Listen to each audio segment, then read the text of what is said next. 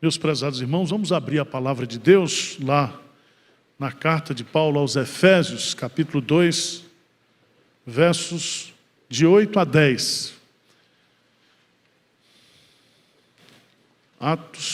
Efésios, capítulo 2, versos de 8 a 10.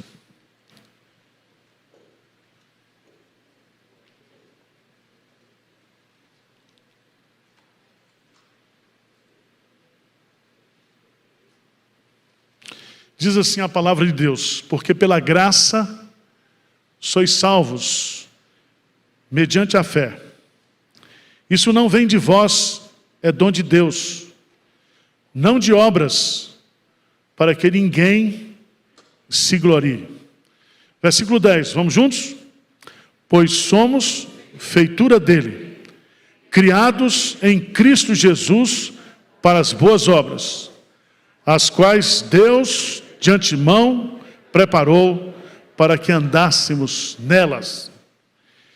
Eu quero meditar com vocês sobre o tema Deus nos criou para sermos empreendedores espirituais. Deus nos criou para sermos empreendedores espirituais. Chama a sua preciosa atenção, porque esse texto fala de salvação. E todos nós sabemos que a nossa salvação vem de Deus. Vem de Deus. A salvação não é um ato humano. Nós não somos ativos na nossa salvação. Por isso que no capítulo 2, versículo 1, Paulo começa esse assunto dizendo: Ele vos deu vida, estando vós mortos nos vossos delitos e pecados. Ele é que é Deus. Ele nos deu vida, vida espiritual. A nossa condição é que nós estávamos mortos nos nossos delitos e pecados. Então nós não tivemos o livre-arbítrio espiritual para recebermos a vida de Deus. Deus não perguntou para mim e para você se você gostaria de receber dele a vida. Não, ele nos deu vida. A salvação vem de Deus, procede de Deus. É muito importante nós entendermos nesse contexto a expressão obras. Porque obras aqui tem pelo menos 3 sentidos. Quando Paulo diz assim: porque pela graça sois salvos mediante a fé. Isso não vem de vós, é dom de Deus, não de obras, para que ninguém se glorie. Então, obras aqui, primeiro sentido que aparece aqui, é o sentido do mérito pessoal, do mérito próprio. Eu sou salvo porque eu sou bom, eu sou salvo porque eu cumpro a lei, eu sou salvo porque eu pratico uma religião. Ou seja, obras aqui é você querer que Deus salve você pela sua justiça pessoal. Mas a Bíblia detona esse conceito. A Bíblia diz: não de obras, para que ninguém se glorie. Se a salvação fosse fundamentada nas obras humanas, Deus não receberia a glória seria nossa. Isso é tão sério. Jesus diz: vocês não querem vir a mim para terdes vida. Sabe por quê? Porque vocês querem a glória humana, a glória dos homens. Então, primeiro princípio é que a salvação é pela graça, sem as obras. Segundo, a Igreja Católica Apostólica Romana desenvolveu um conceito chamado sinergismo. Nesse conceito, eles dizem: a salvação é pela graça, mas junto com a graça, as obras. Graça mais obras. Sinergismo significa uma parceria. Deus salva, mas eu também me ajudo a ser salvo. Mas veja que a fé aqui, veja lá, porque pela graça sois salvos, mediante a fé. A fé aqui é um instrumento para receber. A fé não é uma condição para ser salvo. A fé é um instrumento. A fé é a mão que recebe a salvação. E essa fé eu não tenho. Ela é dom de Deus. É a fé salvadora. Então a salvação não é pelas obras humanas, pela justiça humana. Não é pela graça, mais as obras, ou a fé mais as obras. Mas é interessante nós entendermos agora esse versículo 10, porque diz assim: pois somos feitura dele, criados em Cristo Jesus para boas obras, as quais Deus de antemão preparou para que andássemos o quê? Nelas. Então preste atenção. A salvação não é pelas obras, a salvação não é pelas obras mais fé. A salvação é exclusivamente pela graça, mediante a fé, na obra de Jesus Cristo. Mas a partir do momento que eu sou salvo, Deus está dizendo, você agora é um empreendedor de boas obras. Vocês estão entendendo ou não? Lembra que Tiago fala da importância. Ele diz assim, mostra-me a tua fé pelas tuas obras. Ou seja, se existe a fé verdadeira, se existe de fato conversão genuína, salvação na minha vida, eu sou uma pessoa criada por Deus em Cristo Jesus para as boas obras. Veja que aqui, primeiro tem um adjetivo. Qual é o adjetivo? Boas. Quer dizer, Deus não criou você para as más obras, mas Deus criou você para as boas obras. Está lá Jesus, assim brilhe, né, a vossa luz diante dos homens, para que vejam as vossas boas obras e glorifique a Deus que está nos céus. Eu queria que você entendesse também que essas boas obras, elas são para ser realizadas aqui, na terra, enquanto nós estivermos aqui. Mas eu quero dizer, em terceiro lugar, que essas boas obras, Deus de antemão preparou para que o quê? Andássemos nelas. Há muitas interpretações, mas eu entendo que Deus tem um plano para cada um de nós. Que Deus nos incluiu na sua soberania ao realizar as suas obras neste mundo. Ao administrar a sua soberania, Ele quer usar a mim e a você, para que através de mim e você manifeste o poder realizador dEle. Ele quer que nós sejamos pessoas o quê? Produtivas. Jesus disse para os seus discípulos, não fosse vós que me escolheste a mim, mas eu vos escolhi a vós outros, e vos nomeei para que vades e deis fruto, e o vosso fruto o quê? Permaneça. Então nós não fomos, e aqui eu quero chamar a sua atenção para esse verbo aí, somos feitura dele, criados em Cristo Jesus. A ideia aqui é de que nós somos poemas de Deus, a linguagem aqui é poética. Então um crente, ele foi criado para as boas obras. Ele foi salvo pela graça, mediante a fé, sem obras e fé. Mas depois de salvo, eu tenho que andar nas boas obras. Entenderam isso? Agora vamos trazer para o mundo real.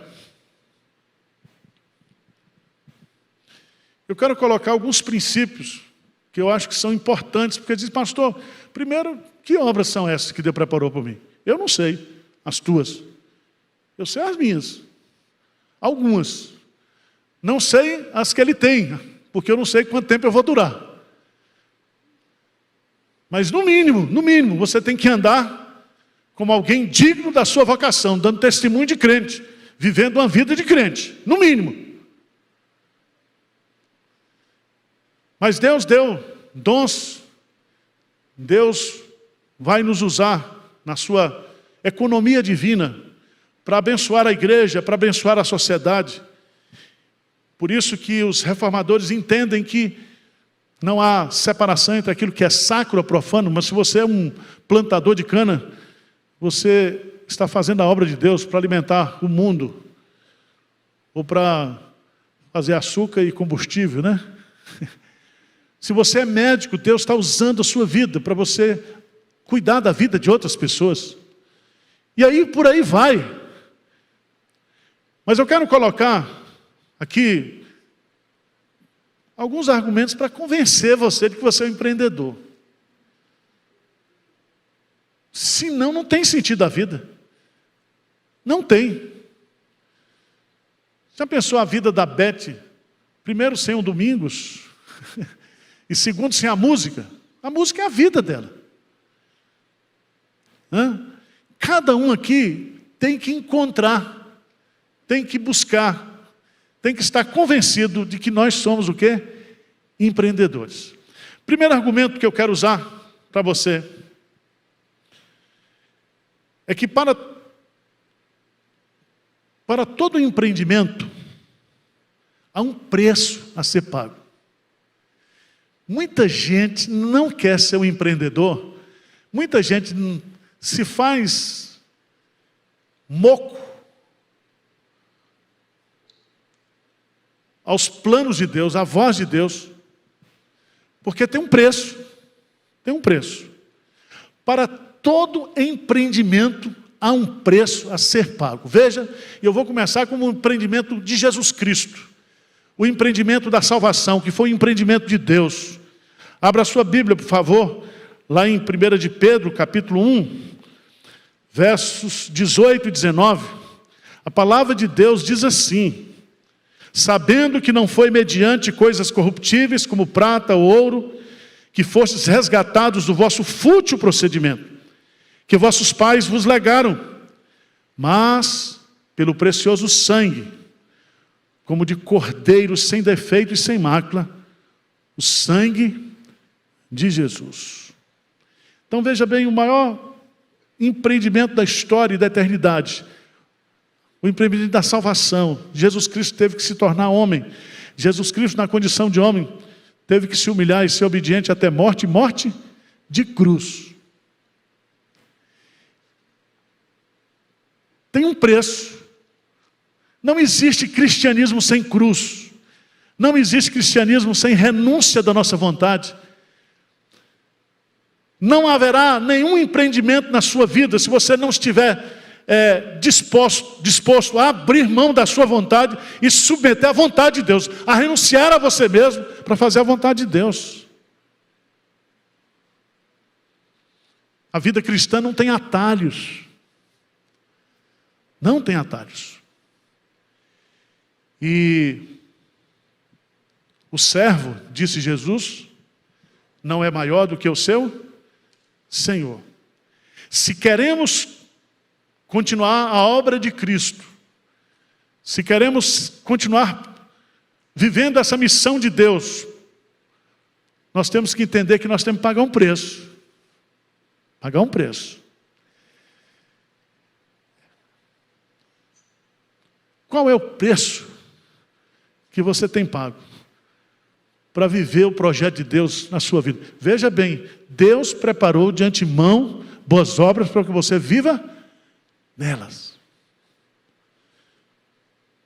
Está aí o texto. Segundo lugar, para todo empreendimento, há oposição, há oponentes. E principalmente se esse empreendimento for o empreendimento do reino de Deus, se for o empreendimento para você viver a vontade de Deus, andar nos projetos dele.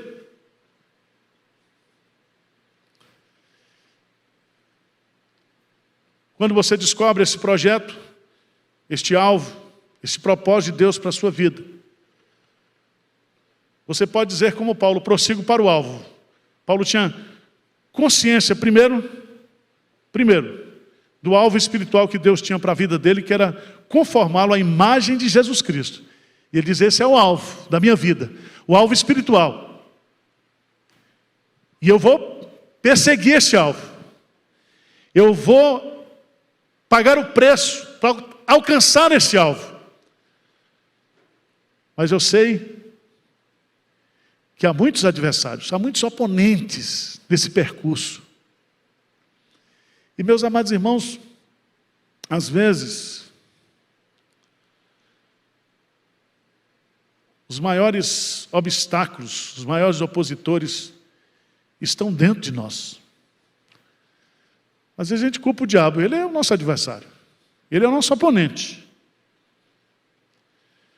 Mas nós, como crentes, nós precisamos olhar para dentro de nós. Eu vou colocar aqui 4 oponentes. O primeiro é o medo. O medo. O medo nos impede de agir, de empreender. O medo nos impede de atingir os alvos que Deus quer para a nossa vida. Se fosse eliminado o medo e o fracasso, você realizaria aquilo que Deus tem para a sua vida? Abra sua Bíblia, por favor, lá em Isaías, capítulo 41, versículo 10.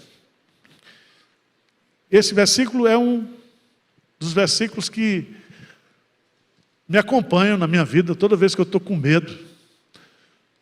Porque coragem é saber administrar o medo, né? Vamos ler juntos esse texto, o que é que diz? Não temas, porque eu sou contigo. Não te assombres, porque eu sou teu Deus. Eu te fortaleço e te ajudo e te sustento com minha destra fiel. Presta atenção. Aqui nós temos um mandamento. Qual é o mandamento? Não temas, não temas. Não temas. Deus vem dizendo isso para os crentes da história. Disse isso para Abraão, disse isso para Moisés, disse isso para Davi, disse isso para Paulo. A palavra está permeada desses mandamentos. Não temas, não tenha medo. Sabe por quê?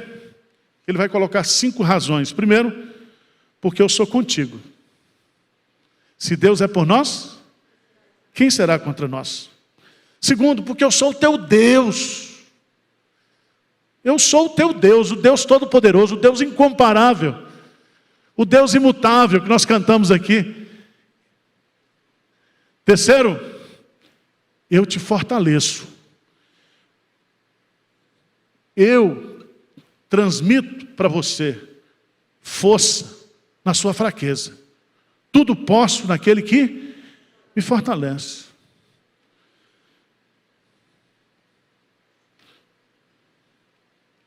Quarto lugar, ele diz, eu te ajudo. Eu te ajudo.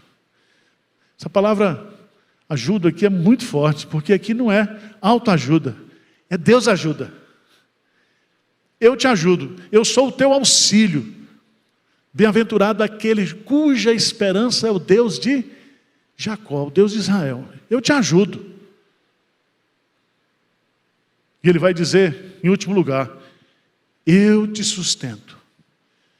Então, na hora que as pernas tremerem, ele segura a gente pelo calcanhar e diz, não, agora eu te sustento. Pode, né? Você está firmado, eu firmo você.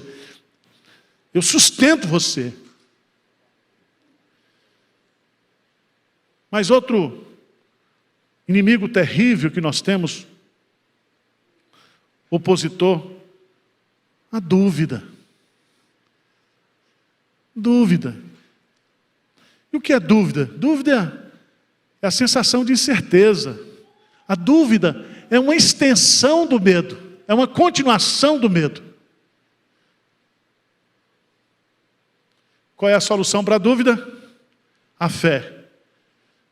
Disse Jesus para Tomé, porque Tomé tinha dito, eu só creio se eu ver.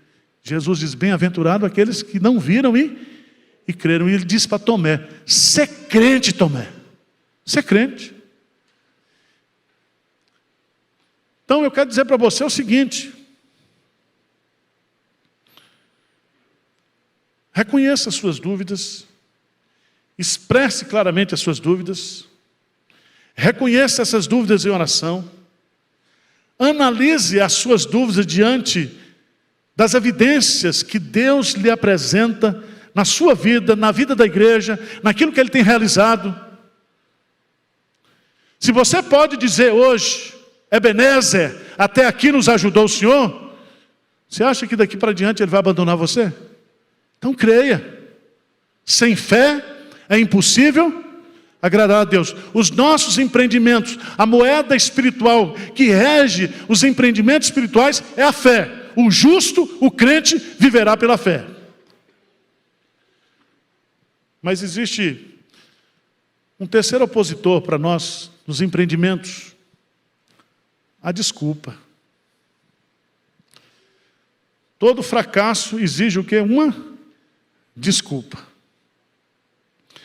E eu e você, nós podemos passar a vida toda arrumando desculpas para os nossos fracassos. Não, eu não me envolvi, eu não realizei, eu não corri atrás, por isso.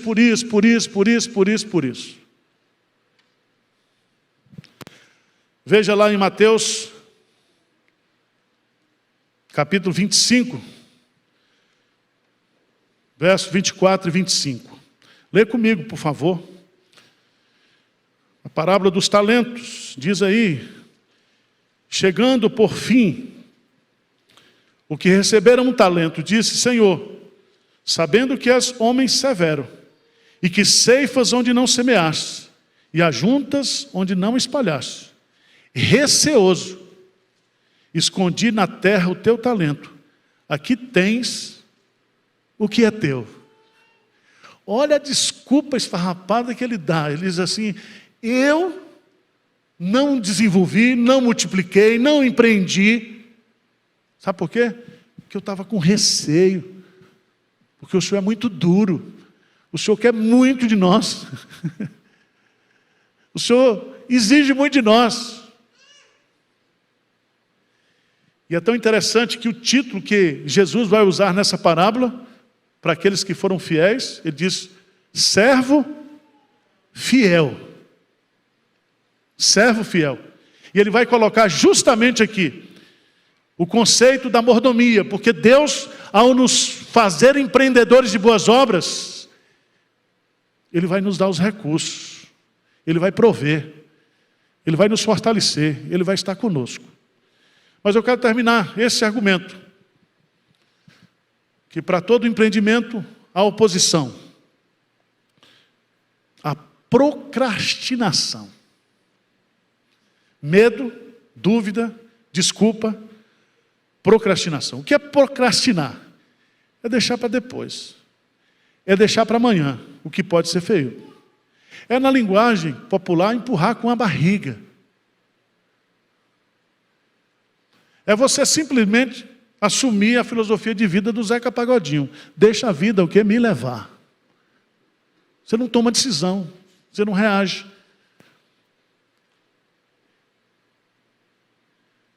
Procrastinar, irmãos, é perder o tempo e a oportunidade que Deus está nos dando. Ele diz assim: trabalhar enquanto é dia, porque a noite vem e ninguém pode o quê? Trabalhar. Eu trabalho até agora, e o meu pai trabalha também. Então você pode ter certeza que preguiçoso não entra no céu. Procrastinador não vai entrar no céu. Terminando a nossa mensagem. Terceiro argumento que eu quero usar é que para todo empreendimento vitorioso será realizado em meio a muitas tribulações.